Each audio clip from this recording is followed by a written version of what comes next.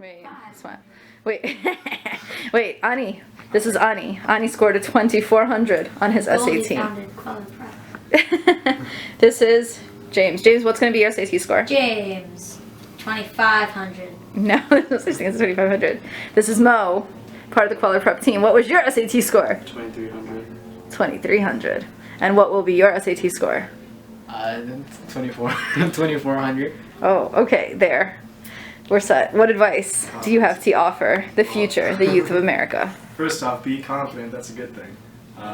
Be confident in your ability because you're going to prepare a lot for it and be ready for the test. So there's no reason why you should be stressed out in any way.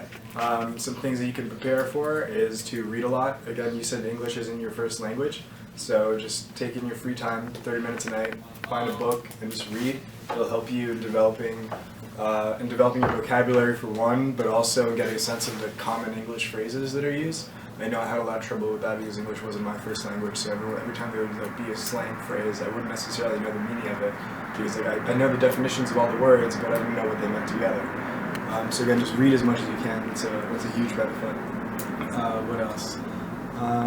In terms of the math section, what grade level are you at? 11. 11th grade. So by the end of 11th grade, you should have learned, I guess you're going to be taking it in March, but you should have like a base, you should have learned everything you need to know for the test and skill-wise. Everything that there may be some things that you haven't covered, but you'll be able to go over that with the test prep. Pretty much the math section is all just pattern recognition. There's only a certain number of questions that can be asked. Well, he's already scored. What was your math score? Me? Yeah. 720. He scored a 720 in math, so it's you're just the doing great in English. math. No, that's fine. You're doing great in math, but there's room for improvement, right? There's a reason why you can't get 800. Yeah. It's all just pattern recognition. They can only ask you a certain number of questions. They're all going to be in the same style. So once you recognize that style and how to answer that kind of question, it's just plugging in different kinds of numbers, right? For the English, I guess the grammar section. What do you see yourself as having the most trouble in? Grammar and critical reading, both of them. Grammar and critical reading. Yes. I guess they both kind of go hand in hand, and the main improvement that you can do there again is just read as often as possible. For critical reading, one suggestion that I have is take a speed reading course. You have time right now, right? This is what I've been getting into lately. Try and take a speed reading course. There's an excellent website called Spreeder.com, S-P-R-E-E-D-E-R, that helps you try and increase the speed of your reading.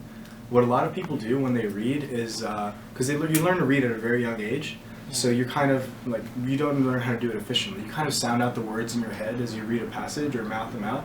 But if you can turn that inner voice down, and it's called sub-vocalization. If you can turn that down and just kind of look at the words and observe them in your mind, you're able to increase your reading speed a lot. So you'll be able to skim the passage and extract the important information, and then once you get to the questions, go back to the certain passage and read it a bit more in depth.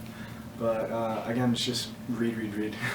That's a good skill. Thank you so much. Mo, do you want to add anything? What was your SAT score? My SAT score was a 2300, and my one thing that wasn't an 800 was my critical reading, and that was because of, I know why, it's because of my memorization. I didn't memorize enough vocabulary, so you have to memorize. Vocabulary. Vocabulary is very important. Also, all the reading passages are essentially the same thing. The SAT is based off of positive and negative, so simplify everything. After you read a passage, they use a lot of big words, and you understand what the words mean if you've memorized the vocabulary. So just simplify it in your head, right next to it, just say, okay, here the author agrees, he disagrees. And it's always going to be one of those two. And especially for the double passages, the patterns that show up in critical reading are that they both agree through different ways. One agrees, one disagrees, or they both disagree. And those are the same patterns that keep on showing up, so always simplify them into one of those patterns. Also for the 5, it's always multiple choice for critical reading. Of the 5 choices, they're never ever going to have an extreme choice. There are certain safe words that you always want to go for, and those safe words are going to be the answer, because the people who write the SAT, they know that the choice that they have to make for the choices, the right answer has to be the one that most people are going to think about. So it's not going to be analyze the text, it's going to be right in the text. So if you underline what you read, where you got your answer from, that answer is going to be right, and you're going to have the confidence that it's right because you have the evidence with it. It's kind of like being a lawyer, because your answer is your client and you have to defend it, and that's the evidence you have. And then for writing, it's only basic grammar rules that keep on showing up, like parallelism. I like biking, hiking, and to walk. It's supposed to be walking. simple things like that. There's the same patterns. I think there's about 15 to 20 of them. You memorize the patterns, you know where to look for them, and the writing kind of becomes easy as you practice. And math is really just about practice, and as Ani said, pattern recognition. So do you feel that you've learned from your 5 minutes of wisdom at Kweller Prep? Yes, a Are you lot. gonna get a 2400? I will. You're gonna make us proud? Yes. Are you gonna be another Kweller Prep success story? Yes. You too? Are you gonna be a success story? Yes!